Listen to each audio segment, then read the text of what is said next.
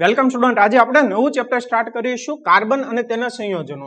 તો સ્ટુડન્ટ, આ ચેપ્ટરની અંદર આપણે કાર્બન અને તેના સંયોજનોનો અભ્યાસ કરવાનો છે કે કાર્બન વિશે અભ્યાસ કરવાનું છે અને તેના સંયોજનો કોને કહેવાય તમને ખબર છે કે જ્યારે કોઈ એક તત્વ હોય અને બીજું તત્વ હોય, બંને ભેગા થઈને કંઈક અલગ પ્રકારનું સંયોજન બનાવે, તેને સંયોજન કહેવાય. જેમ કે આપણે વાત કરીએ તો મિથેન વાયુની અંદર શું હોય છે કે કાર્બન હોય છે અને હાઇડ્રોજન હોય છે. બંને ભેગા થઈને મિથેન વાયુ બનાવે છે, બરાબર. તો જે મિથેન છે એ મિથેન વાયુ છે, એ સંયોજન છે, કાર્બનનું સંયોજન આપણે એવું કહી શકીએ. સમજાઈ ગયું સ્ટુડન્ટ? તો આપણે આ ચેપ્ટરની અંદર કાર્બન અને તેના સંયોજનોનો અભ્યાસ કરવાનો છે. તો સ્ટુડન્ટ, ચેપ્ટરમાં આપણે આગળ વધતા પહેલા આપણે સમજી લઈએ કે જે પૃથ્વી છે એ પૃથ્વીની અંદર કાર્બનનું પ્રમાણ કેટલું છે, કે ક્યાં કેટલું કાર્બન આવેલું છે. તો આપણી જે પૃથ્વી છે એ પૃથ્વીની અંદર જે વાતાવરણ છે એ વાતાવરણની અંદર તમને ખબર છે કેટલા વાયુ આવેલા છે, બહુ બધા વાયુ આવેલા છે. એમાં સૌથી વધુ પ્રમાણ કોનું છે? નાઇટ્રોજન વાયુનું છે. કેટલું છે? 78% રાઉન્ડ છે, બરાબર.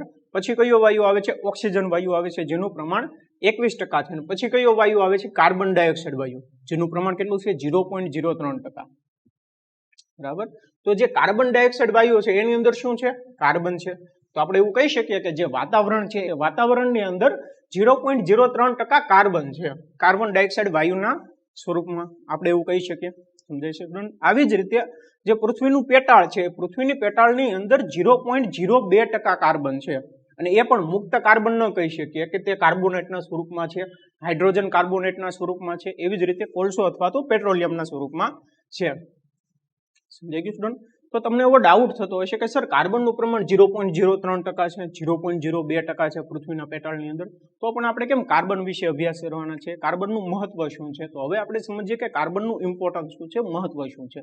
તો તમને ખબર નહીં હોય કે આપણી આખી જે સજીવ સંરચના છે કે કોઈ પણ સજીવ સંરચના છે તે કાર્બનથી બનેલી હોય છે. કે આપણે વનસ્પતિ લઈ લઈએ કે કોઈ પણ સજીવ સંરચના લઈ લઈએ, તે શેના બનેલા છે? કાર્બનના બનેલા છે. કઈ રીતે કાર્બનના બનેલા છે? તમને ખબર છે કે આપણે કોઈ પણ ખોરાક ખાઈએ તો તે ખોરાકની અંદર શું હોય છે? કાર્બોદિત પદાર્થો હોય છે. કાર્બોદિત પદાર્થો એટલે કે કાર્બન હોય છે.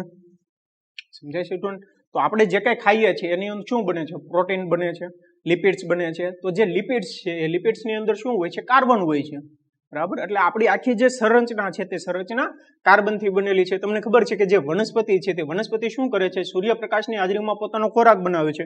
કોનો ઉપયોગ કરે છે? કાર્બન ડાયોક્સાઇડ વાયુનો ઉપયોગ કરે છે. એટલે જે સ્ટાર્ચ બનાવે છે, ગ્લુકોઝ બનાવે છે. ગ્લુકોઝનું રાસાયણિક સૂત્ર શું છે? C6H12O6. તો એની અંદર કાર્બન છે, બરાબર. એટલે કે જે વનસ્પતિ છે તે વનસ્પતિ કાર્બનથી બનેલી છે, અને આપણે વનસ્પતિનો જ ખોરાક તરીકે ઉપયોગ કરીએ છીએ. તો આપણું શરીર પણ કાર્બનથી બનેલું છે. તો સ્ટુડન્ટ, ખબર પડી કે જે કાર્બન છે તે ખૂબ જ અગત્યનું છે. અને એટલું જ નહીં સ્ટુડન્ટ, રોજિંદા જીવનમાં વપરાતી ઘણી બધી વસ્તુઓ કાર્બનથી બનેલી છે. જેમ કે આપણે જો વાત કરીએ તો બુક્સ, કે તમે જે પુસ્તકો વાંચો છો એ પુસ્તક ક્યાંના બનેલા છે? એ પુસ્તક કાર્બનના બનેલા હોય છે.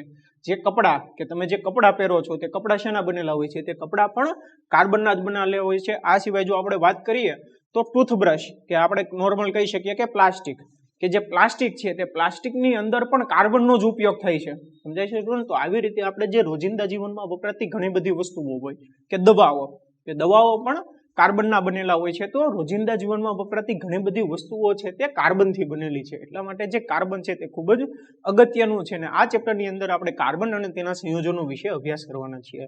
એટલું સમજાઈ ગયું સ્ટુડન્ટ? હવે આપણે નેક્સ્ટ ટોપિક જોઈએ, સહસંયોજક બંધ. તો સ્ટુડન્ટ, આગળના ટોપિકમાં આપણે જોયું કે જે કાર્બન છે, કાર્બનનું મહત્વ ખૂબ જ વધારે છે. કે પૃથ્વીના વાતાવરણની અંદર 0.03% કાર્બન હતું, પૃથ્વીના પેટાળની અંદર 0.02% કાર્બન હતું, તેમ છતાં કાર્બનનું મહત્વ ખૂબ જ વધારે હતું. તો કાર્બન પાસે એવો તો કયો ગુણધર્મ છે જેના કારણે કાર્બનનું મહત્વ એટલું બધું વધી જાય છે, બરાબર. તો તે સમજવા માટે આપણે જોઈએ કે ધોરણ 9ની અંદર અને ચેપ્ટર 3ની અંદર, કે ચેપ્ટર 3ની અંદર આપણે જોયું હતું આયોનિક બંધ. આયોનિક બંધ કોને કહેવાય? કે જ્યારે ધાતુ અને અધાતુ વચ્ચે ઇલેક્ટ્રોનની આપલે થઈને જે બંધ બને છે તેને આયોનિક બંધ કહેવાય. કે આયોનિક બંધ શું કામ બનાવતા હતા? અને બીજું આપણે ધોરણ 9ની અંદર જોયું હતું સહસંયોજક બંધ. તો તેનું થોડુંક આપણે રિવાઇઝ કરી લઈએ. તો જો કોઈ પણ તત્વ છે એ કોઈ પણ તત્વ શું કરે છે? કે કોઈ પણ તત્વ નિષ્ક્રિય વાયુ જેવી રચના પ્રાપ્ત કરવાનો પ્રયત્ન કરે છે. નિષ્ક્રિય વાયુ કયા કયા આવે છે? Helium, neon, argon. અને જે એની ઇલેક્ટ્રોન રચના છે, એની ઇલેક્ટ્રોન રચનાની અંદર બાહ્યતમ કક્ષામાં ઇલેક્ટ્રોનની સંખ્યા કેટલી છે? 2 છે, 2 8 છે, 2 8 8 છે. એટલે બાહ્યતમ કક્ષામાં ઇલેક્ટ્રોનની સંખ્યા 2 અથવા તો 8 છે. એટલે નિષ્ક્રિય વાયુ જેવી રચના પ્રાપ્ત કરવાનો પ્રયત્ન કરે છે કોઈ પણ તત્વ હોય, બરાબર. તો તત્વ શું કરે છે? તે ઇલેક્ટ્રોનની ભાગીદારી કરે, અથવા તો ઇલેક્ટ્રોન મેળવે અથવા તો ઇલેક્ટ્રોન ગુમાવે. બરાબર, કે તેની બાહ્યતમ કક્ષામાં 8 ઇલેક્ટ્રોન કરવા માટે શું કરે છે કે તે ઇલેક્ટ્રોનની ભાગીદારી કરે છે, અથવા તો ઇલેક્ટ્રોન મેળવે અથવા તો ગુમાવે. બરાબર, જો ઇલેક્ટ્રોન મેળવે અને ગુમાવે અને જે બંધ બનાવે છે તેનો કેવો બંધ કહેવાય? આયોનિક બંધ કહેવાય, જે આપણે ચેપ્ટર 3 ની અંદર અભ્યાસ કરી ચૂક્યા છીએ. અને જો ઇલેક્ટ્રોન ભાગીદારીથી બંધ બનાવે તો તેને કેવો બંધ કહેવાય? તો તેને સહસંયોજક બંધ કહેવાય. સમજાઈ ગયું સ્ટુડન્ટ કે આયોનિક બંધ કોને કહેવાય અને સહસંયોજક બંધ કોને કહેવાય? આયોનિક બંધ વિશે ઓલરેડી આપણે ચેપ્ટર 3 માં અભ્યાસ કરી ચૂક્યા છીએ. આ ચેપ્ટરની અંદર આપણે સહસંયોજક બંધનું થોડુંક રિવિઝન કરવાના છીએ. અને જે કાર્બન છે તે કાર્બન સહસંયોજક બંધ બનાવે છે, અને સહસંયોજક બંધ બનાવવાનું જે એની પાસે ગુણધર્મ છે તેના કારણે જ કાર્બનના ખૂબ જ વધુ માત્રામાં સંયોજનો બને છે. સમજાઈ ગયું સ્ટુડન્ટ? આપણે આગળ જોઈશું એટલે તમને ખ્યાલ આવશે. હવે આપણે જોઈએ કે જે આયોનિક બંધ છે અને સહસંયોજક બંધ છે, બંને વચ્ચેનો તફાવત શું છે, ડિફરન્સ શું છે, તે આપણે એકવાર સમજી લઈએ. અને ત્યારબાદ જોઈએ કે જે સહસંયોજક બંધ છે, સહસંયોજક બંધની અંદર કઈ રીતે થાય છે કે તે કઈ રીતે બંધ બનાવે છે. એટલું સમજાઈ ગયું સ્ટુડન્ટ? હવે આપણે સહસંયોજક બંધ અને આયોનિક બંધ વચ્ચેનો તફાવત સમજીએ કે સહસંયોજક બંધ અને આયોનિક બંધ. તો પહેલો ગુણધર્મ કયો છે કે જે સહસંયોજક બંધ છે તે સહસંયોજક બંધની અંદર ઇલેક્ટ્રોનની ભાગીદારીથી બંધ બને છે. બરાબર, આયોનિક બંધની અંદર શું થાય છે કે ઇલેક્ટ્રોનની આપલેથી બંધ બને છે. આ સિવાય સ્ટુડન્ટ કે સહસંયોજક બંધની અંદર જે તત્વ છે તે તત્વ કયા હોય છે કે બંને અધાતુ તત્વ હોય છે. જેમ કે આપણે જો એક્ઝામ્પલ જોઈએ તો કાર્બન ડાયોક્સાઇડ CO2, એની અંદર કાર્બન કેવો છે? અધાતુ. ઓક્સિજન કેવો છે? અધાતુ. અને બંને વચ્ચે જે બંધ બને છે તે કેવો બંધ બને છે? સહસંયોજક બંધથી બંધ બને છે. સમજાય છે? તો જે CO2 વાયુ છે તે CO2 વાયુની અંદર ઇલેક્ટ્રોનની ભાગીદારીથી બંધ બને છે. આ સિવાય બીજું એક્ઝામ્પલ જોઈએ તો SO2, સલ્ફર ડાયોક્સાઇડ, કે સલ્ફર અને ઓક્સિજન. અને જો આપણે સિમ્પલ જોઈએ તો H2, બે હાઇડ્રોજન વચ્ચે બંધ બને છે. સમજાય છે? એવી જ રીતે O2 કે બે ઓક્સિજનના જે પરમાણુ છે બંને વચ્ચે બંધ બનીને ઓક્સિજનનો અણુ બનાવે છે. એટલું સમજાઈ ગયું સ્ટુડન્ટ? તો આવી રીતે જે સહસંયોજક બંધ છે તે સહસંયોજક બંધ અધાતુની અંદર જોવા મળે છે. આયોનિક બંધ કોની અંદર જોવા મળે છે કે આયોનિક બંધ ધાતુ અને અધાતુ વચ્ચે ઇલેક્ટ્રોનની આપલે થઈને બંધ બને છે. આપણે આગળના ટોપિકમાં જોયું તે પ્રમાણે કે ધાતુ અને અધાતુ વચ્ચે ઇલેક્ટ્રોનની આપલેથી બંધ બને છે. આપણે એક્ઝામ્પલ જોયા તો NaCl, બરાબર, સોડિયમ ધાતુ, ક્લોરીન અધાતુ. એવી જ રીતે બેરિયમ ક્લોરાઇડ, બેરિયમ ધાતુ, ક્લોરીન અધાતુ. સમજાઈ ગયું સ્ટુડન્ટ? તો જે એક્ઝામ્પલ છે તે એક્ઝામ્પલ આયોનિક બંધના છે. આ સિવાય આપણે જો ગુણધર્મો જોઈએ તો જે સહસંયોજક બંધ છે તે સહસંયોજક બંધની અંદર નિર્બળ આકર્ષણ બળ હોય છે. બરાબર, અને જે આયોનિક બંધ છે તે આયોનિક બંધની અંદર પ્રબળ આકર્ષણ બળ હોય, કે આંતરઆણવીય જે આકર્ષણ બળ છે તે આયોનિક બંધની અંદર પ્રબળ હોય છે, સહસંયોજક બંધની અંદર નિર્બળ હોય છે. એટલું સમજાઈ ગયું સ્ટુડન્ટ? અને જે સહસંયોજક બંધ છે તે સહસંયોજક બંધના ગલન બિંદુ અને ઉત્કલન બિંદુ નીચા હોય છે. આયોનિક બંધના ગલન બિંદુ અને ઉત્કલન બિંદુ ઊંચા હોય છે. બરાબર, કે આયોનિક બંધના ગલન બિંદુ અને ઉત્કલન બિંદુ ઊંચા કઈ રીતે હોય છે તે આપણે ચેપ્ટર 3 માં સમજી ચૂક્યા છીએ. જે સહસંયોજક બંધ છે તેની અંદર ગલન બિંદુ અને ઉત્કલન બિંદુ નીચા હોય છે, કારણ કે આંતરઆણવીય આકર્ષણ બળ નિર્બળ હોય છે. સમજાય ગયું સ્ટુડન્ટ? આ સિવાય સ્ટુડન્ટ આપણે જોઈએ કે વિદ્યુતમાં તો સહસંયોજક જે બંધ છે એ વિદ્યુતના મંદ વાહક હોય છે. આયોનિક બંધ છે તે વિદ્યુતના વાહક હોય છે જ્યારે તે પીગળેલ અવસ્થામાં હોય અથવા તો પાણી સાથે દ્રાવ્ય અવસ્થામાં હોય.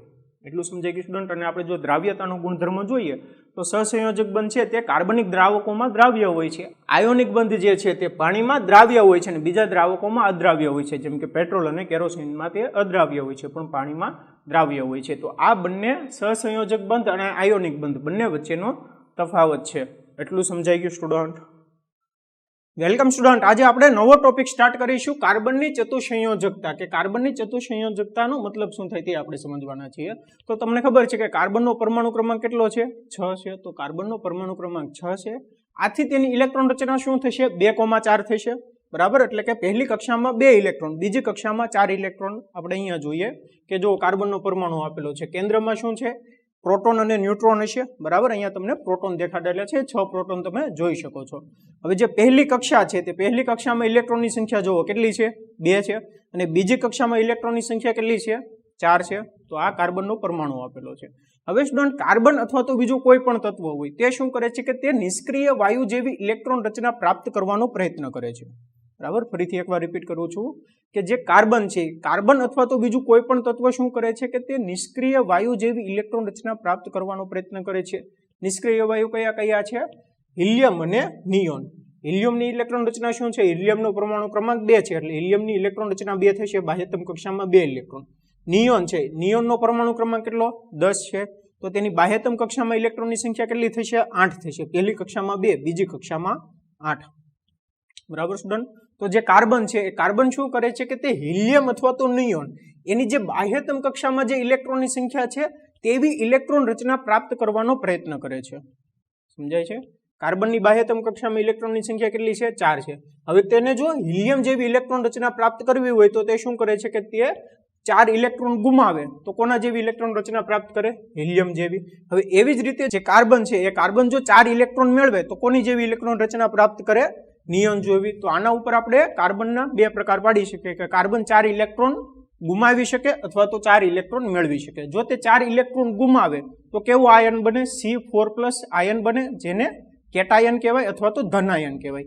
એવી જ રીતે જો તે 4 ઇલેક્ટ્રોન મેળવે તો તેને C4- એનાયન કહેવાય અને ઋણાયન પણ કહેવાય કે એનાયન અથવા તો ઋણાયન, અને C4- બને છે. હવે આપણે જોઈએ કે કઈ રીતે તે ધનાયન બને, કઈ રીતે ઋણાયન બને. તો કાર્બનનો પરમાણુ છે તે શું કરે છે કે 4 ઇલેક્ટ્રોન ગુમાવે છે. 4 ઇલેક્ટ્રોન ગુમાવે એટલે કે હિલિયમ જેવી ઇલેક્ટ્રોન રચના પ્રાપ્ત કરે છે અને બાહ્યતમ કક્ષામાં ઇલેક્ટ્રોનની સંખ્યા કેટલી છે? 2 જ છે. સમજાઈ ગયું સ્ટુડન્ટ? તો જો બાહ્યતમ કક્ષામાં ઇલેક્ટ્રોનની સંખ્યા કેટલી? 2. કેન્દ્રમાં પ્રોટોનની સંખ્યા કેટલી? 6. એનો મતલબ એમ છે કે જે કુલ વિદ્યુતભાર છે એ કેટલો હશે? ધન હશે. એટલા માટે C4+ કહેવાય અને ધનાયન કહેવાય અથવા તો કેટાયન કહેવાય. એવી જ રીતે આપણે અહીંયા સમજીએ કે અહીંયા કાર્બનનો પરમાણુ આપેલો છે તે શું કરે છે કે બહારથી 4 ઇલેક્ટ્રોન મેળવે છે ને નિયોન જેવી રચના પ્રાપ્ત કરે છે. હવે કેન્દ્રની અંદર પ્રોટોનની સંખ્યા કેટલી? 6 અને જે ઇલેક્ટ્રોન છે એ ઇલેક્ટ્રોનની સંખ્યા કેટલી? 10 થઈ. કુલ 6 હતી ને બીજા 4 ઉમેરાણા 10 થઈ એટલે કુલ વિદ્યુતભાર કેવો થયો? ઋણ થયો. તો C4- કહેવાય, જેને એનાયન કહેવાય અથવા તો ઋણાયન કહેવાય. એટલું સમજાઈ ગયું સ્ટુડન્ટ? પણ સ્ટુડન્ટ કે અહીંયા જે કાર્બન છે કે જે 4 ઇલેક્ટ્રોન ગુમાવેલો કાર્બન અથવા તો 4 ઇલેક્ટ્રોન મેળવેતો કાર્બન તે બંને સ્ટેબલ નથી રહી શકતા. જો શું પ્રોબ્લેમ આવે છે બંનેને એક પછી એક સમજીએ કે અહીંયા જોઈએ કે શું થાય છે કે કેન્દ્રની અંદર પ્રોટોનની સંખ્યા કેટલી? 6 છે. બરાબર સ્ટુડન્ટ? અને 12 જે છે એ ઇલેક્ટ્રોનની સંખ્યા કેટલી? 2 ઇલેક્ટ્રોન. તો જ્યારે આ સ્ટેજમાંથી અહીંયા આવે છે ત્યારે વિપુલ પ્રમાણમાં ઉર્જાની જરૂર પડે છે.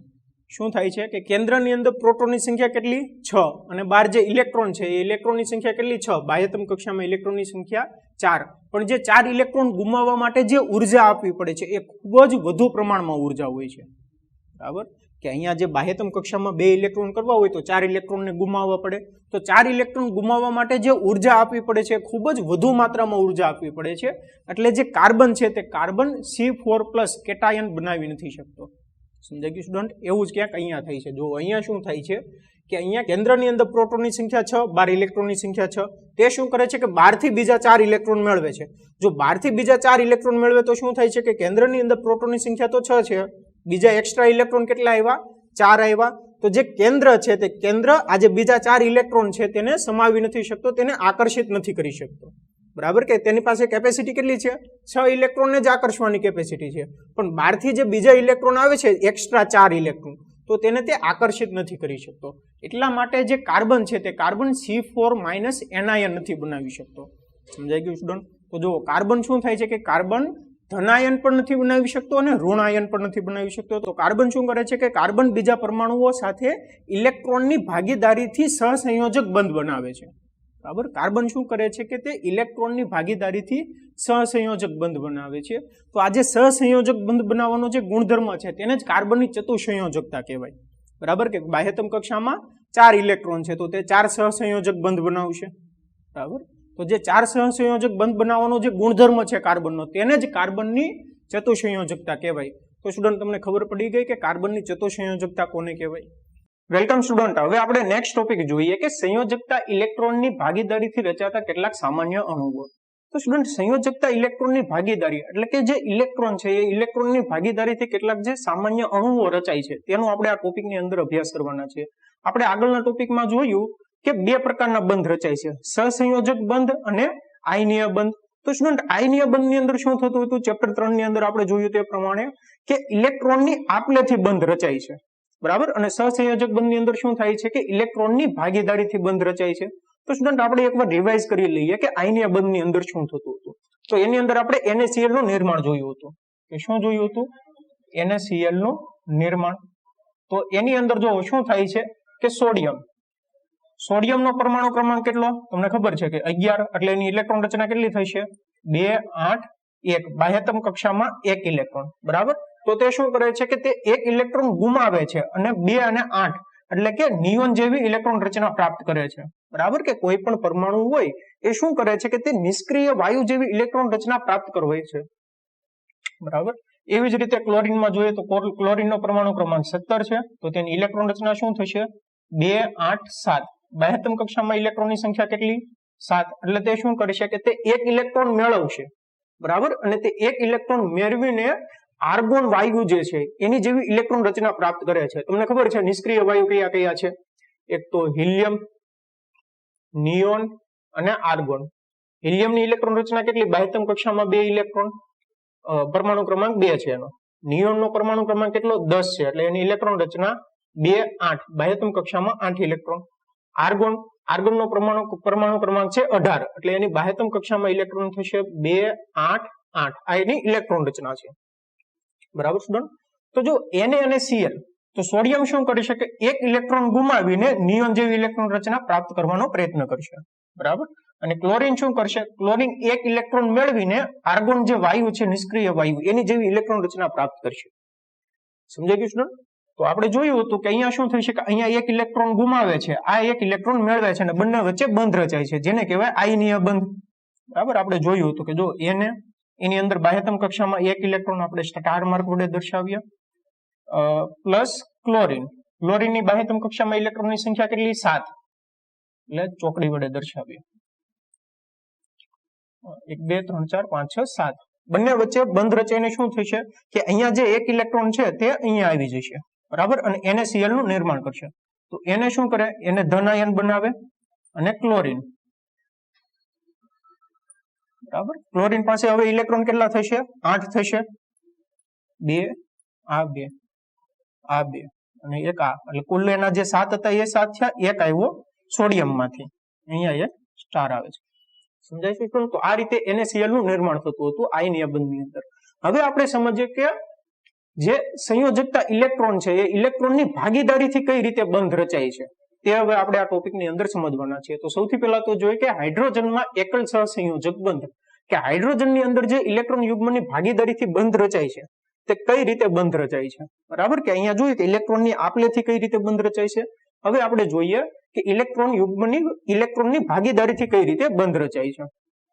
તો તમને ખબર છે કે હાઇડ્રોજનનો પરમાણુ ક્રમાંક કેટલો છે 1 છે, બરાબર. તો તે શું કરશે કે તે 1 ઇલેક્ટ્રોન મેળવશે, બરાબર સ્ટુડન્ટ. અને 1 ઇલેક્ટ્રોન મેળવીને હિલિયમ જેવી ઇલેક્ટ્રોન રચના પ્રાપ્ત કરશે.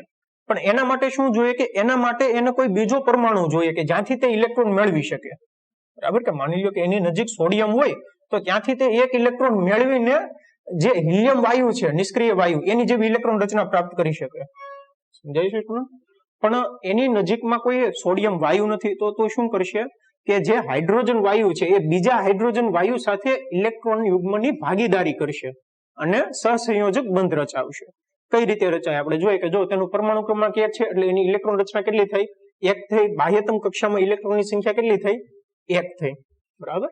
તો એને જો આ રીતે દર્શાવી શકીએ આપણે કે આ માની લો હાઇડ્રોજનનો પરમાણુ છે, તો એની અંદર ઇલેક્ટ્રોનની સંખ્યા કેટલી 1, ક્રોસ વડે આપણે દર્શાવ્યું. તો તે શું કરશે કે તે હિલિયમ વાયુ જેવી નિષ્ક્રિય વાયુ જેવી ઇલેક્ટ્રોન રચના પ્રાપ્ત કરવા માટે બીજા એક હાઇડ્રોજન જે પરમાણુ છે એની સાથે ભાગીદારી કરશે ઇલેક્ટ્રોનની, બરાબર. કઈ રીતે કરે જુઓ કે માની લો કે એક હાઇડ્રોજનનો પરમાણુ છે એવો બીજો હાઇડ્રોજનનો પરમાણુ છે અહીંયા, બરાબર. કે આ હાઇડ્રોજનનો 1 ઇલેક્ટ્રોન, આ હાઇડ્રોજનનો 1 ઇલેક્ટ્રોન. હવે એ બંને નજીક આવશે, નજીક આવીને શું કરશે કે નજીક આવીને હાઇડ્રોજનના અણુ બનાવશે, H2 અણુ બનાવશે, બરાબર. જો આ રીતે બનાવે એને આપણે આ રીતે લખી શકીએ કે એક છો આ બીજો પરમાણુ, એ બંને એકબીજાની નજીક આવશે. અહીંયા હાઇડ્રોજન. હવે આ જે બંને ઇલેક્ટ્રોન હતા એ શું કરશે કે અહીંયા ભાગીદારી બનાવશે, એટલે કે બંને કક્ષાની અંદર જો ધ્યાન દઈને જોજો સ્ટુડન્ટ, આ હાઇડ્રોજનનો અણુ છે એક, બરાબર. તો એની હવે આ જે કક્ષા છે એની અંદર ઇલેક્ટ્રોનની સંખ્યા કેટલી થઈ ગઈ 2 થઈ ગઈ. એક તો એનો હતો 1 અને એક જે બીજો હાઇડ્રોજન છે એનો આવ્યો, બરાબર, તો 2 થઈ. એવી જ રીતે આ હાઇડ્રોજનનો જે પરમાણુ છે, બરાબર, તો જો એ હાઇડ્રોજનના પરમાણુની અંદર જે એની કક્ષા છે એની અંદર ઇલેક્ટ્રોનની સંખ્યા કેટલી થઈ? 2 થઈ. એટલે આ જે બંને હાઇડ્રોજનના પરમાણુ છે એને ઇલેક્ટ્રોન રચના કોના જેવી પ્રાપ્ત કરી? હિલિયમ જેવી. બરાબર સ્ટુડન્ટ, અને ઇલેક્ટ્રોનની ભાગીદારી કરી. તો સ્ટુડન્ટ હવે આ જે બંધ રચાય છે તેને કહેવાય સહસંયોજક બંધ. શું કહેવાય? સહસંયોજક બંધ. કે અહીંયા જે ઇલેક્ટ્રોન છે એ ઇલેક્ટ્રોન આપલે નથી કરતા, પણ શું કરે છે? ભાગીદારી કરે છે. કે અહીંયા જે એક ઇલેક્ટ્રોન છે એ આ હાઇડ્રોજનને એક ઇલેક્ટ્રોન આપી દે અને એની કક્ષાની અંદર 2 ઇલેક્ટ્રોન મેળવી લે છે. એવી જ રીતે અહીંયા જે હાઇડ્રોજન છે પરમાણુ એનો એક ઇલેક્ટ્રોન ભાગીદારી થઈ જાય છે. સમજાય છે સ્ટુડન્ટ? તો આ પ્રકારના બંધને શું કહેવાય? આ પ્રકારના બંધને કહેવાય સહસંયોજક બંધ. બરાબર, અને અહીંયા એક જ બંધ રચાય છે કારણ કે એક એક ઇલેક્ટ્રોનની ભાગીદારી થાય છે, એટલે એને કહેવાય એકલ સહસંયોજક બંધ. બરાબર, આપણે દ્વિસહસંયોજક અને ત્રિસહસંયોજક બંધ જોશું એટલે તમને ખ્યાલ આવી જશે. તો આપણે જોયું કે હાઇડ્રોજનની અંદર કઈ રીતે એકલ સહસંયોજક બંધ રચાય છે એને આપણે આ રીતે દર્શાવી શકીએ કે હાઇડ્રોજન વચ્ચે અહીંયા એક બંધ છે એટલે એક હાઇડ્રોજન, અહીંયા એક એક ઇલેક્ટ્રોનની ભાગીદારી થઈ. બરાબર સ્ટુડન્ટ, આવી જ રીતે સ્ટુડન્ટ હવે આપણે જોઈએ કે ક્લોરીનમાં એકલ સહસંયોજક બંધ, કે ક્લોરીનની અંદર કઈ રીતે એકલ સહસંયોજક બંધ રચાય છે. એટલું સમજાઈ ગયું સ્ટુડન્ટ? સ્ટુડન્ટ હવે આપણે જોઈએ કે ક્લોરીનમાં એકલ સહસંયોજક બંધ કઈ રીતે રચાય છે. તો તમને ખબર છે કે ક્લોરીનનો પરમાણુ ક્રમાંક કેટલો છે? 17 છે. એટલે એની ઇલેક્ટ્રોન રચના શું થશે? 2 8 7. તો સ્ટુડન્ટ જો ક્લોરીન શું કરશે કે ક્લોરીન આર્ગોન જેવી ઇલેક્ટ્રોન રચના પ્રાપ્ત કરશે. આર્ગોનની ઇલેક્ટ્રોન રચના શું છે? 2 8 8 છે. બરાબર સ્ટુડન્ટ, એટલે કે ક્લોરીન શું કરશે કે ક્લોરીન જે આર્ગોન જેવી નિષ્ક્રિય વાયુ છે, આર્ગોન નિષ્ક્રિય વાયુ એની જેવી ઇલેક્ટ્રોન રચના પ્રાપ્ત કરવા માટે અન્ય ક્લોરીનના એક પરમાણુ સાથે ઇલેક્ટ્રોનની ભાગીદારી કરશે. બરાબર, કઈ રીતે કરશે આપણે જોઈએ, અને ભાગીદારી કરીને સહસંયોજક બંધ બનાવશે. તો જુઓ કે અહીંયા આપણે ક્લોરીનનો એક પરમાણુ દોરીએ. બરાબર, ક્લોરીન એની બાહ્યતમ કક્ષામાં ઇલેક્ટ્રોનની સંખ્યા કેટલી? 7 છે. આપણે 1 2 3 4 5 6 અને 7. બરાબર સ્ટુડન્ટ, એવી જ રીતે જે બીજો ક્લોરીનનો પરમાણુ છે, તો બીજા ક્લોરીનના પરમાણુ ક્લોરીન દોર્યો. હવે એને આપણે ડોટ વડે દર્શાવીએ. બીજો જે ક્લોરીનનો પરમાણુ છે એની અંદર જે બાહ્યતમ કક્ષાની અંદર પણ 7 જ ઇલેક્ટ્રોન છે, તો એને આપણે આવી રીતે ડોટ વડે દર્શાવીએ. 2 3 4 5 6 અને અહીંયા માની લો 7 છે. બરાબર, તો જો શું થશે કે હવે આ ક્લોરીનનો પરમાણુ અને આ ક્લોરીનનો પરમાણુ બંને વચ્ચે ઇલેક્ટ્રોનની ભાગીદારી થશે. બંને વચ્ચે ઇલેક્ટ્રોનની ભાગીદારી થઈને ક્લોરીનનો અણુ બનાવશે, Cl2 અણુ. જેવી રીતે અહીંયા H2 નો અણુ બનાવે અને કહેવાય H2 અણુ. આ હાઇડ્રોજનના પરમાણુ છે, H2 નો અણુ બનાવે છે 2 હાઇડ્રોજન ભેગા થઈને. એવી જ રીતે ક્લોરીનમાં થશે. બરાબર, અને સહસંયોજક બંધ બનાવે છે. તો હવે શું કરશે કે ક્લોરીનનો એક પરમાણુ, આ બીજા ક્લોરીનનો એક પરમાણુ, એ બંને વચ્ચે ઇલેક્ટ્રોનની ભાગીદારી થશે. બરાબર, એટલે હવે ક્લોરીનની બાહ્યતમ કક્ષામાં ઇલેક્ટ્રોનની સંખ્યા કેટલી? 8. આ ક્લોરીનના પરમાણુની અંદર બાહ્યતમ કક્ષામાં ઇલેક્ટ્રોનની સંખ્યા કેટલી? 8. જોઈએ, જો આ રીતે થશે. એને આપણે બંનેને જો જોઈન્ટ થાય તો શું બનાવે છે? આ રીતે બનાવે. આ એક ક્લોરીનનો પરમાણુ, આ બીજા ક્લોરીનનો પરમાણુ, ક્લોરીન ક્લોરીન. આની અંદર ઇલેક્ટ્રોનની સંખ્યા કેટલી? 2 3 4 5 6. અહીંયા એક ઇલેક્ટ્રોન 7મો. આની અંદર ઇલેક્ટ્રોનની સંખ્યા કેટલી? 7. એક અહીંયા 2 3 4 5 6 અને 7મો અહીંયા. હવે અહીંયા જુઓ કે જે ક્લોરીન છે, આ ક્લોરીન એનું પરમાણુ, બરાબર, તો એની બાહ્યતમ કક્ષામાં ઇલેક્ટ્રોનની સંખ્યા કેટલી થઈ? 1 2 3 4 5 6 7 8 થઈ ગઈ. આર્ગોન જે ઇલેક્ટ્રોન, આર્ગોન જે નિષ્ક્રિય વાયુ છે એની જેવી ઇલેક્ટ્રોન રચના થઈ ગઈ. આ ક્લોરીનના પરમાણુને જોઈએ તો 1 2 3 4 5 6 7 8. એટલે કે અહીંયા જે આ બંને ઇલેક્ટ્રોન જે ભાગીદારી કરી, બરાબર, આ ભાગીદારીને જ કહેવાય સહસંયોજક બંધ. બરાબર, અને ક્લોરીન Cl2 નો અણુ બનાવે. આપણે અહીંયા લખીએ, શું બનાવે? Cl2 નો અણુ. એટલે આપણે હંમેશા જોયું હોય તો આપણે H2 નો અણુ લખીએ, ખાલી હાઇડ્રોજન નથી લખતા, Cl2 નો અણુ લખીએ.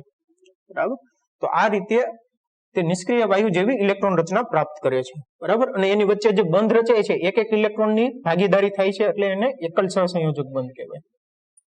બરાબર, શું કહેવાય? એકલ સહસંયોજક બંધ. એટલું સમજાઈ ગયું સ્ટુડન્ટ. આવી જ રીતે આપણે જોઈએ કે ફ્લોરિનમાં એકલ સહસંયોજક બંધ કઈ રીતે રચાય છે. તો સેમ મેથડ જેવી રીતે હાઇડ્રોજનમાં જોયું, જેવી રીતે ક્લોરીનમાં જોયું, એવી જ રીતે ફ્લોરિનમાં થશે. તો ફ્લોરિનનો પરમાણુ ક્રમાંક તમને ખબર હોવી જોઈએ કે ફ્લોરિનનો પરમાણુ ક્રમાંક છે 9, એટલે એની ઇલેક્ટ્રોન રચના થશે 2 અને 7. બરાબર. બાહ્યતમ કક્ષામાં ઇલેક્ટ્રોનની સંખ્યા કેટલી? 7. એટલે તે શું કરશે કે તે નિયોન જેવી ઇલેક્ટ્રોન રચના પ્રાપ્ત કરશે. નિયોનની ઇલેક્ટ્રોન રચના શું છે? 2 8. બરાબર. બાહ્યતમ કક્ષામાં ઇલેક્ટ્રોનની સંખ્યા 8 છે. તો આપણે ફ્લોરિનનો પરમાણુ દોર્યા. જેવી રીતે ક્લોરીન છે એવી જ રીતે સેમ ફ્લોરિન આવશે. આ એક ફ્લોરિનનો પરમાણુ, આ બીજો ફ્લોરિનનો પરમાણુ. બાહ્યતમ કક્ષામાં ઇલેક્ટ્રોનની સંખ્યા કેટલી? 7. એટલે આપણે અહીંયા આ ફ્લોરિનના પરમાણુને ક્રોસ વડે દર્શાવીએ, અને આપણે ડોટ વડે દર્શાવીએ. 1 2 3 4 6 અને 7. બે વચ્ચે ઇલેક્ટ્રોનની ભાગીદારીથી બંધ રચાય છે. Fe નો અણુ બનાવે, સોરી F ખાલી F આવશે ને, Fe એટલે તો આયન થઈ ગયું. ફ્લોરિન નો શું આવશે? Ff આવશે, અને F2 નો અણુ બનાવશે આ રીતે. આ એક પરમાણુ, આ બીજો પરમાણુ F ફ્લોરિન નો 1 2 3 4 5 6, અને એકની ભાગીદારી કરી. એવી જ રીતે અહીંયા 1 2 3 4 5 6 અને એક ફ્લોરિનની ભાગીદારી કરી. તો જો ફ્લોરિન છે બાહ્યતમ કક્ષામાં હવે ઇલેક્ટ્રોનની સંખ્યા કેટલી થઈ? 1 2 3 4 5 6 7 8. આ ફ્લોરિનના જે પરમાણુ છે એની અંદર બાહ્યતમ કક્ષામાં ઇલેક્ટ્રોનની સંખ્યા કેટલી? 1 2 3 4 5 6 7 8. બરાબર. એટલે અહીંયા ઇલેક્ટ્રોનની ભાગીદારી થઈ અને શું બનાવ્યો? F2 નો અણુ બનાવ્યો. શું બનાવ્યું? F2 નો અણુ. સમજાઈ ગયું સ્ટુડન્ટ? અને એક એક ઇલેક્ટ્રોનની જ ભાગીદારી થાય છે એટલે એકલ સહસંયોજક બંધ બનાવે. શું બનાવે? એકલ સહસંયોજક બંધ. એટલું સમજાઈ ગયું સ્ટુડન્ટ? સ્ટુડન્ટ હવે આપણે જોઈએ કે ઓક્સિજનમાં દ્વિસહસંયોજક બંધ કે ઓક્સિજનની અંદર કઈ રીતે સહસંયોજક બંધ રચાય છે એ આપણે સમજીએ. તો તમને ખબર છે કે ઓક્સિજનનો પરમાણુ ક્રમાંક કેટલો છે? 8 છે. એટલે એની ઇલેક્ટ્રોન રચના શું થશે? 2 6. બાહ્યતમ કક્ષામાં ઇલેક્ટ્રોનની સંખ્યા કેટલી? 6. બરાબર સ્ટુડન્ટ. તો આપણે ઓક્સિજનનો પરમાણુ દોરી લઈએ. સૌથી પહેલા તો ઓક્સિજનનો પરમાણુ દોર્યા. બાહ્યતમ કક્ષામાં ઇલેક્ટ્રોનની સંખ્યા કેટલી? 6. 1 2 3 4 5 ને 6. બરાબર. તો તે શું કરશે કે તો તે નિયોન જેવી ઇલેક્ટ્રોન રચના પ્રાપ્ત કરશે. નિયોનનો પરમાણુ ક્રમાંક કેટલો છે? 10 છે. એટલે એની ઇલેક્ટ્રોન રચના કેટલી છે? 2 8. બરાબર. કે જે નિયોન નિષ્ક્રિય વાયુ છે એની જેવી ઇલેક્ટ્રોન રચના પ્રાપ્ત કરવાનો પ્રયત્ન કરશે. એટલે તે શું કરશે કે તે 2 ઇલેક્ટ્રોન યુગ્મની ભાગીદારી કરશે. બરાબર. કે આપણે જોયું કે હાઇડ્રોજન, ક્લોરીન અને ફ્લોરિન એની અંદર એક જ ઇલેક્ટ્રોન યુગ્મની ભાગીદારી થતી હતી. અહીંયા શું થશે કે અહીંયા એની જે બાહ્યતમ કક્ષામાં જે ઇલેક્ટ્રોન જે છે એ 8 કરવા માટે શું કરવું પડશે કે 2 ઇલેક્ટ્રોનની ભાગીદારી કરવી પડશે.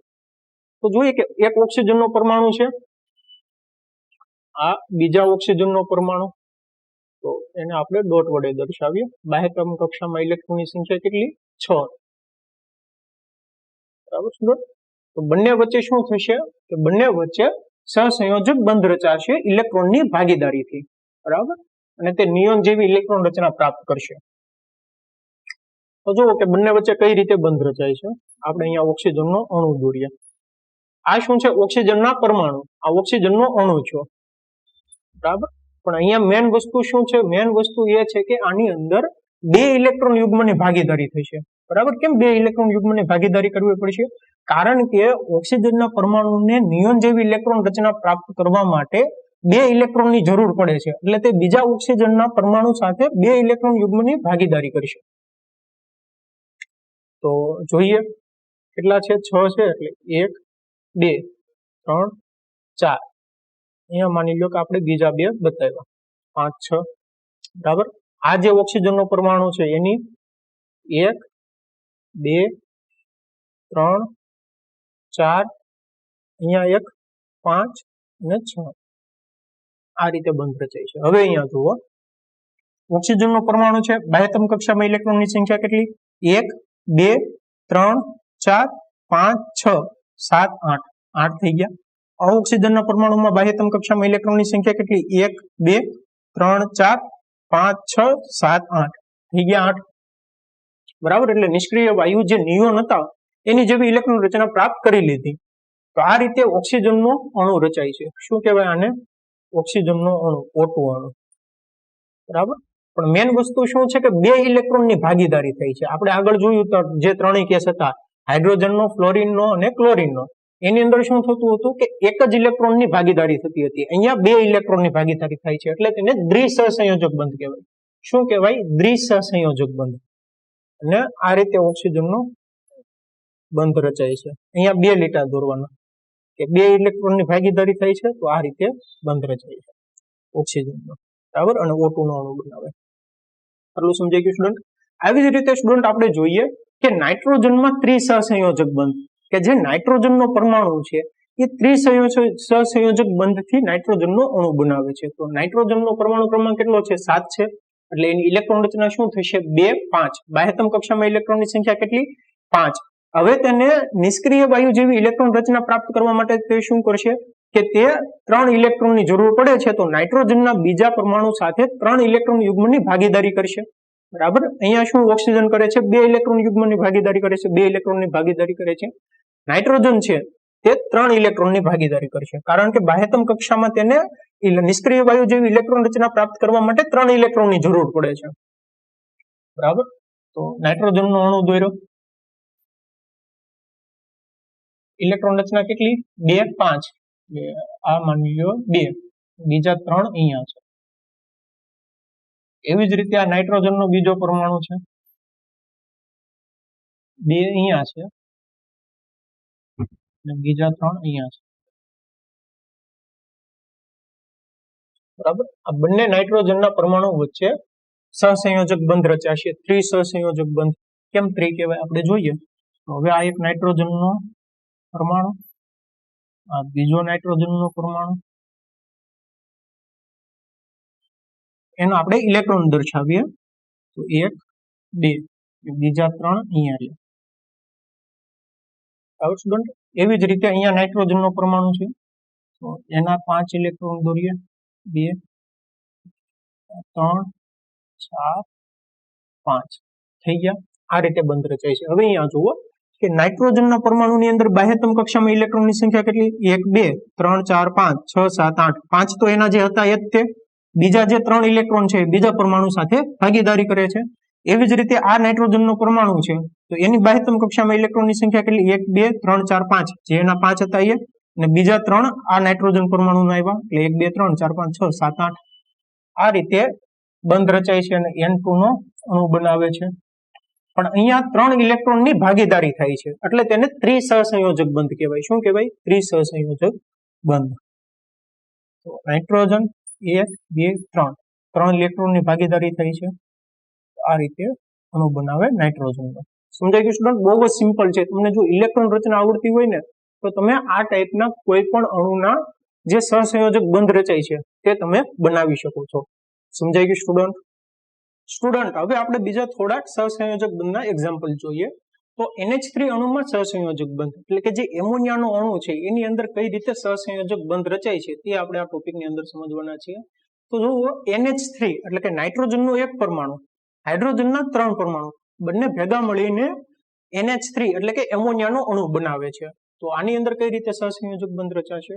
અત્યાર સુધી સ્ટુડન્ટ આપણે જે એક્ઝામ્પલ જોયા એની અંદર શું થતું હતું કે જે હાઇડ્રોજનનો પરમાણુ છે, બરાબર, એ બીજા હાઇડ્રોજનના પરમાણુ સાથે સહસંયોજક બંધ બનાવતો હતો. ક્લોરીનનો પરમાણુ બીજા ક્લોરીનના પરમાણુ સાથે સહસંયોજક બંધ બનાવતો હતો. ઓક્સિજનનો પરમાણુ બીજા ઓક્સિજનના પરમાણુ સાથે દ્વિસહસંયોજક બંધ બનાવતો હતો, કારણ કે બે જે ઇલેક્ટ્રોન છે એ ઇલેક્ટ્રોનની ભાગીદારી થતી હતી. નાઇટ્રોજનનો પરમાણુ બીજા નાઇટ્રોજનના પરમાણુ સાથે ત્રિસહસંયોજક બંધ બનાવતો હતો, બરાબર, અને 3 ઇલેક્ટ્રોનની ભાગીદારી થતી હતી. અહીંયા શું થાય છે કે અહીંયા નાઇટ્રોજનનો પરમાણુ હાઇડ્રોજનના બીજા 3 પરમાણુ સાથે સહસંયોજક બંધ બનાવે છે. તો તે કઈ રીતે બનાવે છે તે આપણે આ ટોપિકની અંદર સમજીએ. તો જુઓ, તમને બંનેનો સૌથી પહેલા તો નાઇટ્રોજન અને હાઇડ્રોજન આપ્યું છે તો બંનેની તમને ઇલેક્ટ્રોન રચના ખબર હોવી જોઈએ. નાઇટ્રોજનની ઇલેક્ટ્રોન રચના ખબર છે 2, 5. હાઇડ્રોજનની ઇલેક્ટ્રોન રચના 1 છે, બરાબર. તો આપણે જોઈએ કે જુઓ, નાઇટ્રોજનનો પરમાણુ દોરીએ.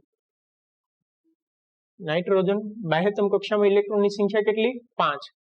1, 2, 3, 4, 5 પ્લસ 3 હાઇડ્રોજન છે,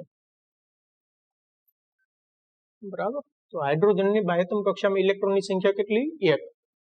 હવે અહીંયા જુઓ કે જે અહીંયા નાઇટ્રોજન સાથે નાઇટ્રોજનનો પરમાણુ બીજા નાઇટ્રોજનના પરમાણુ સાથે 3 ઇલેક્ટ્રોનની ભાગીદારીથી બંધ બનાવતો હતો, N2 અણુ બનાવતો હતો, બરાબર, N2 નો અણુ.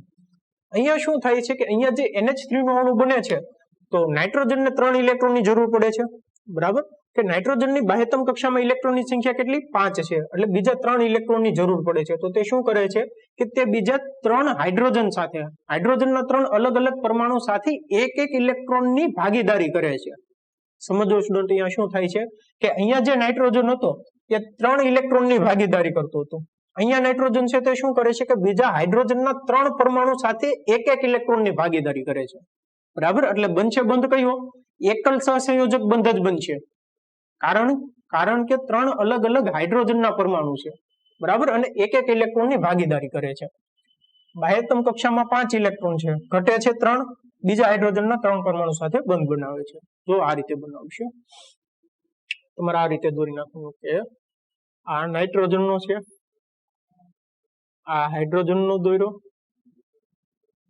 આ બીજો હાઇડ્રોજનનો દોર્યો, આ ત્રીજો હાઇડ્રોજનનો દોર્યો, બરાબર. નાઇટ્રોજન કેટલા છે? એક ઇલેક્ટ્રોનની ભાગીદારી કરે છે. તો 1 2 3 4 અને 5, આને આપણે ડોટ વડે દર્શાવીએ એટલે અલગ. હાઇડ્રોજનની જે બાહ્યતમ કક્ષામાં ઇલેક્ટ્રોન છે એને આપણે ડોટ વડે દર્શાવીએ. આ હાઇડ્રોજન છે, એ અહીંયા એક ઇલેક્ટ્રોન આવ્યો હાઇડ્રોજનનો, આ હાઇડ્રોજનનો અહીંયા ઇલેક્ટ્રોન, આ હાઇડ્રોજનનો અહીંયા ઇલેક્ટ્રોન. સમજાઈ ગયું સ્ટુડન્ટ? તો જુઓ કે નાઇટ્રોજન છે, હવે એની બાહ્યતમ કક્ષામાં ઇલેક્ટ્રોનની સંખ્યા 1 2 3 4 5 6 7 8, 8 થઈ ગઈ. હાઇડ્રોજન છે એના બાહ્યતમ કક્ષામાં ઇલેક્ટ્રોનની સંખ્યા કેટલી? 1 2. આ હાઇડ્રોજનના બાહ્યતમ કક્ષામાં ઇલેક્ટ્રોનની સંખ્યા કેટલી? 1 2. આ હાઇડ્રોજનના બાહ્યતમ કક્ષામાં ઇલેક્ટ્રોનની સંખ્યા કેટલી? 2. બરાબર છે. તો આ રીતે બંધ રચાય છે. હવે અહીંયા જુઓ કે જો આ બંને આપણે આ રીતે દર્શાવી શકીએ કે અહીંયા નાઇટ્રોજન છે, એક હાઇડ્રોજન, અહીંયા હાઇડ્રોજન અને અહીંયા હાઇડ્રોજન, એટલે કે જે આ બંધ બને છે તે બંધ કયો છે? એકલ સહસંયોજક બંધ જ છે. એવું નથી કે ત્રિસહસંયોજક બંધ રચાય છે, 3 ઇલેક્ટ્રોનની ભાગીદારી કરે છે. તે ભાગીદારી એક જ ઇલેક્ટ્રોનની કરે છે, પણ હાઇડ્રોજનના 3 અલગ અલગ પરમાણુ સાથે કરે છે, બરાબર છે. કે જો કોઈ એક જ પરમાણુ હોત એની સાથે ભાગીદારી થતી હોત તો આપણે કહી શકત કે 2 ઇલેક્ટ્રોનની ભાગીદારી થતી હોત તો આપણે કહી શકત કે દ્વિસહસંયોજક બંધ બનાવે છે. પણ અહીંયા શું થાય છે કે અહીંયા એક જ ઇલેક્ટ્રોનની ભાગીદારી થાય છે, બરાબર, હાઇડ્રોજનના 3 અલગ અલગ પરમાણુ સાથે. તો આ જે બંધ બને છે એ બંધ કયો છે? એકલ સહસંયોજક બંધ છે. સમજાઈ ગયું સ્ટુડન્ટ? એવી જ રીતે સ્ટુડન્ટ હવે આપણે જોઈએ કે H2O અણુમાં સહસંયોજક બંધ, કે જે પાણીનો અણુ છે એની અંદર કઈ રીતે સહસંયોજક બંધ રચાય છે. તો હાઇડ્રોજન અને ઓક્સિજન બંનેની ઇલેક્ટ્રોન રચના ખબર હોવી જોઈએ. ઓક્સિજનની ઇલેક્ટ્રોન રચના છે 2 6, હાઇડ્રોજનની ઇલેક્ટ્રોન રચના છે 1. તો જે રીતે આપણે NH3 નો અણુ બનાવ્યો એવી જ રીતે આપણે H2O નો અણુ બનાવીએ. તો ઓક્સિજનનો અણુ લઈ લઈએ, પરમાણુ લઈ લઈએ પહેલા. અહીંયા ઓક્સિજન 2 6, બાહ્યતમ કક્ષામાં 6 ઇલેક્ટ્રોન, 1 2 3 4 5 ને 6, પ્લસ 2 હાઇડ્રોજનના પરમાણુ. હવે તમને ખબર છે કે જો ઓક્સિજન 1 2 3 4 5 6 2 ઘટે છે તો તે 2 હાઇડ્રોજનના બંને જે પરમાણુ છે એની સાથે એક ઇલેક્ટ્રોનની ભાગીદારી કરશે, બરાબર. તો 2 હાઇડ્રોજન ડોટ વડે દર્શાવીએ આપણે. તો O2 અણુ કઈ રીતે બનાવશે? H2O. ઓક્સિજન અહીંયા એક હાઇડ્રોજનનો, આ બીજો હાઇડ્રોજનનો, બરાબર. તો જુઓ કે એક ઇલેક્ટ્રોન અહીંયા, એક ઇલેક્ટ્રોન અહીંયા, 1 2 3 4, 1 2 3 4 5 6 થઈ ગયા ઓક્સિજનના જે 6 હતા એ, અને એક હાઇડ્રોજન પાસે લેશે, એટલે કે અહીંયા એક હાઇડ્રોજનનો લીધો, અહીંયા એક હાઇડ્રોજનનો લીધો, થઈ ગયા 2 હાઇડ્રોજન છે ને. હાઇડ્રોજનની બાહ્યતમ કક્ષામાં ઇલેક્ટ્રોનની સંખ્યા કેટલી? 2. આ હાઇડ્રોજનમાં 2, ઓક્સિજનમાં કેટલી? 1 2 3 4 5 6 7 8 થઈ ગયો. તો આ રીતે બંધ બનાવે છે. પણ બંધ કયો બનાવે છે? એકલ સહસંયોજક બંધ જ બનાવે છે, કે અહીંયા એક જ ઇલેક્ટ્રોનની ભાગીદારી થાય છે, બરાબર સ્ટુડન્ટ. તો આ રીતે H2O નો ગુણ બને છે. બહુ જ સિમ્પલ છે સ્ટુડન્ટ. એકવાર તમને જો ઇલેક્ટ્રોન રચના આવડી ગઈ અને કઈ રીતે બંધ બનાવે છે તે ખબર પડી ગઈ તો આ ટાઈપના તમે કોઈ પણ અણુની અંદર સહસંયોજક બંધ દર્શાવી શકો છો, બરાબર સ્ટુડન્ટ. એવી જ રીતે નેક્સ્ટ એક્ઝામ્પલ જોઈએ કે H2S અણુમાં સહસંયોજક બંધ, બરાબર, કે હાઇડ્રોજન સલ્ફાઇડની અંદર સહસંયોજક બંધ. તો સૌથી પહેલા તો તમને સલ્ફરની ઇલેક્ટ્રોન રચના ખબર હોવી જોઈએ. જો સલ્ફરની ઇલેક્ટ્રોન રચના ખબર હોય તો તમે ઇઝીલી કરી શકો. બરાબર, તો સલ્ફરની ઇલેક્ટ્રોન રચના છે 2 8 6. શું છે? 2 8 6. બાહ્યતમ કક્ષામાં ઇલેક્ટ્રોનની સંખ્યા કેટલી? 6. તો આપણે સલ્ફરનો પરમાણુ દોરીએ. 2 8 6 છે. તો સેમ મેથડ કે જેવી રીતે H2O માં બને છે એવી જ રીતે H2S માં બનશે. Plus 2 hydrogen. બરાબર છે ને? અને જેવી રીતે H2O સેમ અહીંયા સલ્ફર H2S ની અંદર થશે. બરાબર, તો જો કઈ રીતે થશે કે અહીંયા આપણે સૌથી પહેલા તો સલ્ફરનો પરમાણુ દોર્યો, ત્યારબાદ હાઇડ્રોજનનો પરમાણુ દોર્યો, ત્યારબાદ બીજા હાઇડ્રોજનનો પરમાણુ દોર્યો. Sulphur, hydrogen, hydrogen. કેટલા? 6 છે. 1 2 3 4 અને એક એકની ભાગીદારી થઈ છે 5 6. હાઇડ્રોજનનો એક, આ હાઇડ્રોજનનો એક. તો થઈ ગયું કે આવી રીતે સલ્ફર, હાઇડ્રોજન, હાઇડ્રોજન H2S નો અણુ બનાવે છે. બરાબર સ્ટુડન્ટ, બહુ જ સિમ્પલ છે. તમારે ખાલી એ ધ્યાન રાખવાનું છે કે બધાની ઇલેક્ટ્રોન રચના શું છે. બરાબર, જો તમને ઇલેક્ટ્રોન રચના આવડતી હોય તો તમે આ ટાઈપના સહસંયોજક બંધ બનાવી શકો છો. સમજાય ગયું સ્ટુડન્ટ? સ્ટુડન્ટ, હવે આપણે બીજા થોડાક સહસંયોજક બંધ રચાતા હોય તેવા સામાન્ય અણુઓ જોઈએ કે CH4 અણુમાં સહસંયોજક બંધ કે જે મિથેન છે એ મિથેનની અંદર કઈ રીતે સહસંયોજક બંધ રચાય છે. તો જેવી રીતે આપણે આગળના એક્ઝામ્પલ જોયા સેમ મેથડથી આ એક્ઝામ્પલ કરીશું. તો સૌથી પહેલા તો તમને કાર્બન અને હાઇડ્રોજન બંનેની ઇલેક્ટ્રોન રચના ખબર હોવી જોઈએ. કાર્બનની ઇલેક્ટ્રોન રચના છે 2 4, એનો પરમાણુ ક્રમાંક 6 છે. અને હાઇડ્રોજનનો 1 છે, ખબર જ છે તમને. બરાબર સ્ટુડન્ટ, તો જો કાર્બન શું કરે છે કે કાર્બનની બાહ્યતમ કક્ષામાં 4 ઇલેક્ટ્રોન ઘટે છે. બરાબર, કે નિષ્ક્રિય વાયુ જેવી ઇલેક્ટ્રોન રચના પ્રાપ્ત કરવા માટે 4 ઇલેક્ટ્રોન ઘટે છે. તો તે હાઇડ્રોજનના બીજા 4 પરમાણુ સાથે એક એક ઇલેક્ટ્રોનની ભાગીદારી કરે છે. સિમ્પલ છે. તો સૌથી પહેલા તો આપણે કાર્બનનો પરમાણુ દોરીએ. કાર્બન બાહ્યતમ કક્ષામાં ઇલેક્ટ્રોનની સંખ્યા કેટલી? 4 પ્લસ 4 હાઇડ્રોજન. બરાબર, હવે CH4 નો અણુ કઈ રીતે બનાવે છે તો અહીંયા જુઓ, આ રીતે દોર્યો. કાર્બન દોર્યો, એક હાઇડ્રોજન અહીંયા, એક હાઇડ્રોજન અહીંયા, એક હાઇડ્રોજન અહીંયા અને એક હાઇડ્રોજન અહીંયા. બરાબર, કાર્બન 4 હાઇડ્રોજન સાથે ઇલેક્ટ્રોન યુગ્મની ભાગીદારી કરે છે. એટલે 1 2 3 4 આ હાઇડ્રોજનના છે. બરાબર, તો એનો એક ઇલેક્ટ્રોન, આ હાઇડ્રોજનનો એક ઇલેક્ટ્રોન, અહીંયા હાઇડ્રોજનનો એક ઇલેક્ટ્રોન, આ હાઇડ્રોજનનો એક ઇલેક્ટ્રોન. તો થઈ ગયો CH4 નો અણુ. બરાબર સ્ટુડન્ટ, અને બંધ કયા બનાવશે? એકલ બંધ જ બનાવશે. બરાબર, એકલ સહસંયોજક બંધ. કાર્બનની અંદર બાહ્યતમ કક્ષામાં ઇલેક્ટ્રોનની સંખ્યા ગણો. 1 2 3 4 5 6 7 8. હાઇડ્રોજનમાં 2, હાઇડ્રોજનમાં 2, હાઇડ્રોજનમાં 2, હાઇડ્રોજનમાં 2. થઈ ગયું સ્ટુડન્ટ, બહુ જ સિમ્પલ છે સ્ટુડન્ટ. જો આ રીતે બંધ બને. કાર્બન, એક હાઇડ્રોજન અહીંયા, હાઇડ્રોજન, હાઇડ્રોજન, હાઇડ્રોજન.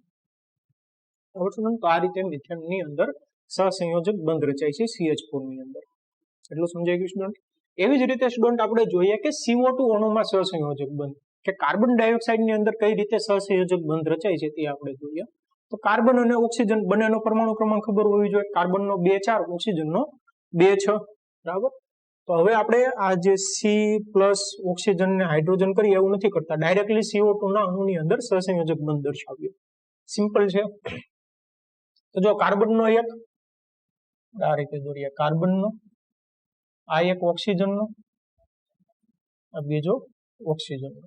બરાબર, હવે અહીંયા ધ્યાન દઈને જોજો સ્ટુડન્ટ કે કાર્બન છે એની બાહ્યતમ કક્ષામાં ઇલેક્ટ્રોનની સંખ્યા કેટલી છે? 4 છે. બરાબર, ઘટે છે કેટલા? 4 ઘટે છે. હવે તે ઓક્સિજન સાથે 2 ઓક્સિજનના પરમાણુ સાથે બંધ બનાવે છે. એટલે કે ઓક્સિજનના જે અણુ પરમાણુ સાથે બંધ બનાવે છે એ 2 ઇલેક્ટ્રોનની ભાગીદારીથી બનાવશે. સમજાય છે સ્ટુડન્ટ?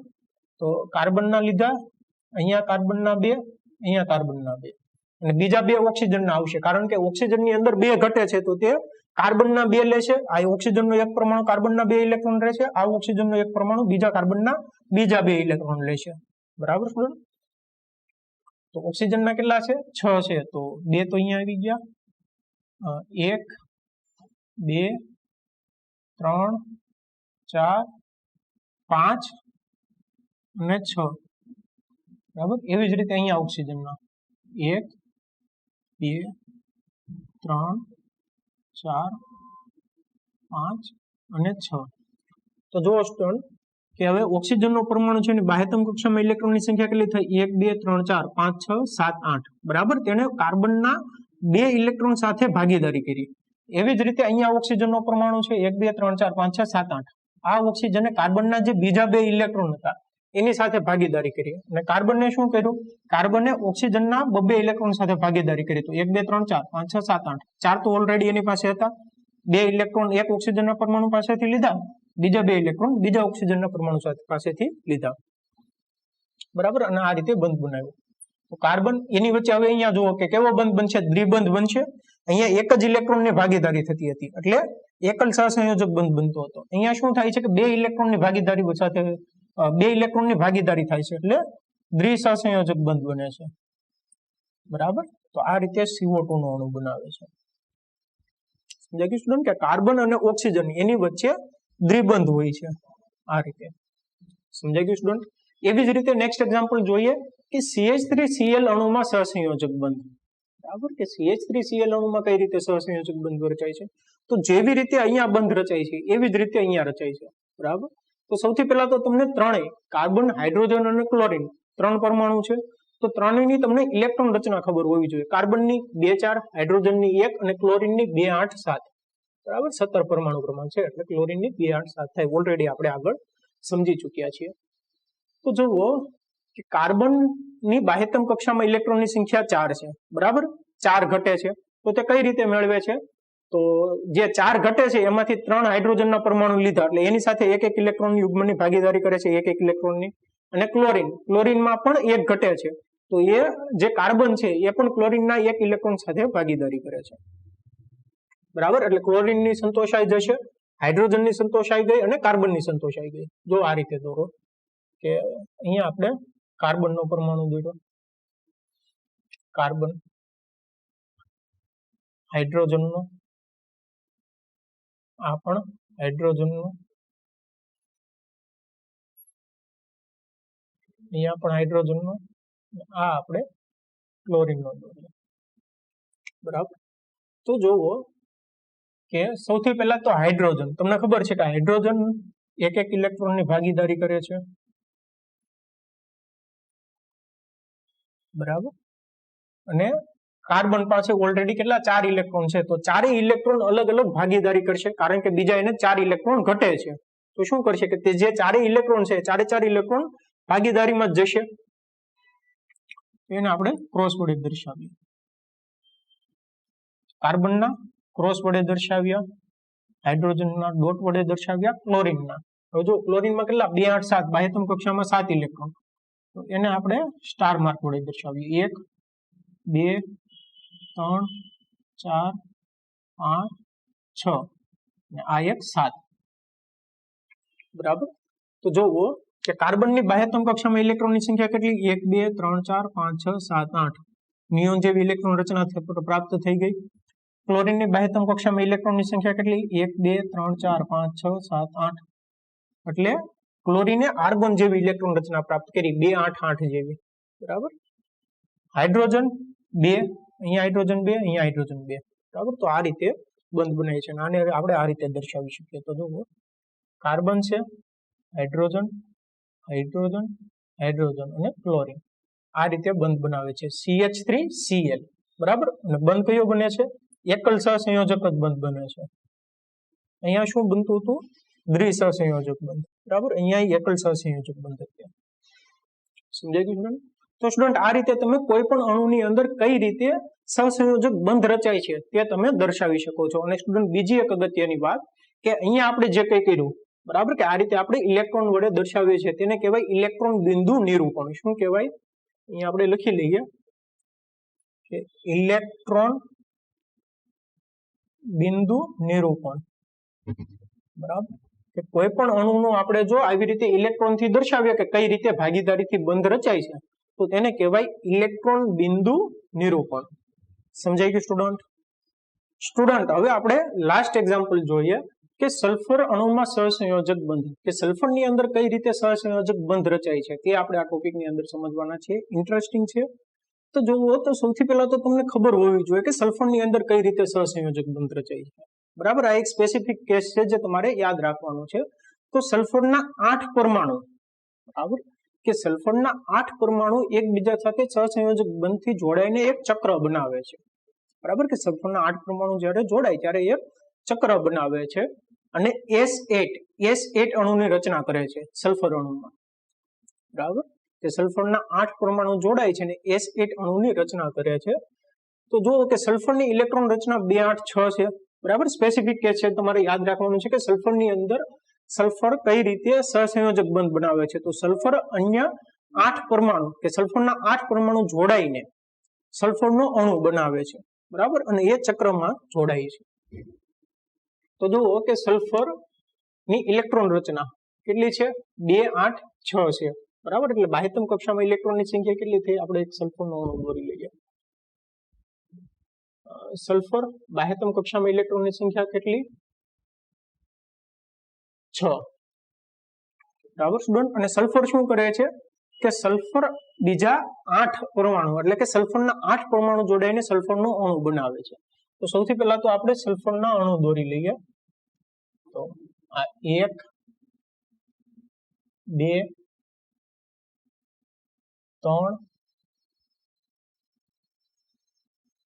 4 5 6 7 અને 8. બરાબર, આવી રીતે 8 ચક્રની અંદર જોડાયેલા હોય છે. તો 1 2 3 4 5 6 7 8 સલ્ફરના 8 પરમાણુ જોડાઈને સલ્ફરનો અણુ બનાવે છે. બાહ્યતમ કક્ષામાં ઇલેક્ટ્રોનની સંખ્યા કેટલી? 1 2 3 4 5 6. 2 ઘટે છે એટલે જુઓ કે સલ્ફર છે બીજા 2 સલ્ફર પરમાણુ સાથે જોડાય છે. બરાબર, એટલે કે એક એક ઇલેક્ટ્રોનની ભાગીદારી કરશે.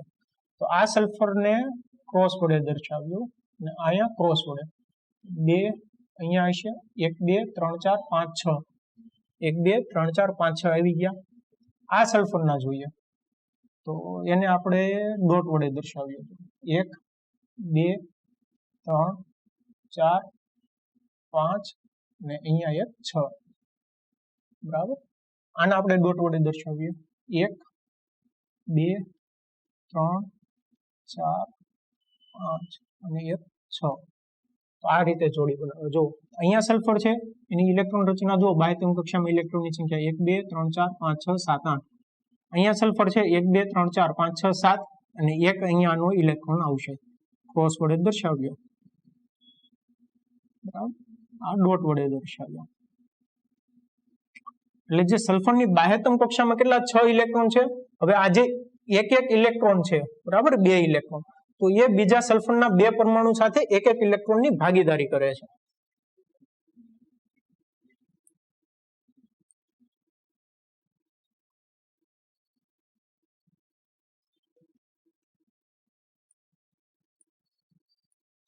બરાબર, તમે ગણી શકો છો કે કોઈ પણ પરમાણુ લઈ લો એની અંદર બાહ્યતમ કક્ષામાં 8 જ ઇલેક્ટ્રોન હશે. જો આને આપણે જોઈએ તો 1 2 3 4 5 6 7 8 થઈ ગયા. આ જોઈએ તો 1 2 3 4 5 6 7 8. સમજાઈ ગયું? તો આવી રીતે સલ્ફરના 8 પરમાણુ એકબીજા સાથે જોડાઈને ચક્રમાં જોડાય છે અને સલ્ફરનો અણુ બનાવે છે. S8 અણુ કહેવાય. અને આપણે આ રીતે પણ દર્શાવી શકીએ. 1 2 3 4 5 6 7 8.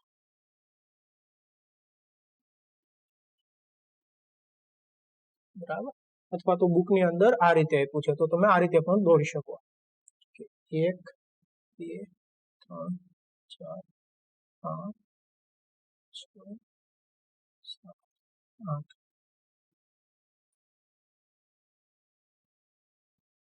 એકચ્યુઅલી ઉપર છે.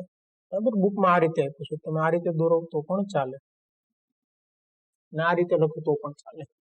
બરાબર, તો આ રીતે સલ્ફરના 8 પરમાણુ એકબીજા સાથે જોડાય છે અને સહસંયોજક બંધ બનાવે છે. એકલ સહસંયોજક બંધ બનાવે છે કારણ કે એક એક જ ઇલેક્ટ્રોનની ભાગીદારી થાય છે. સમજાઈ ગયું સ્ટુડન્ટ?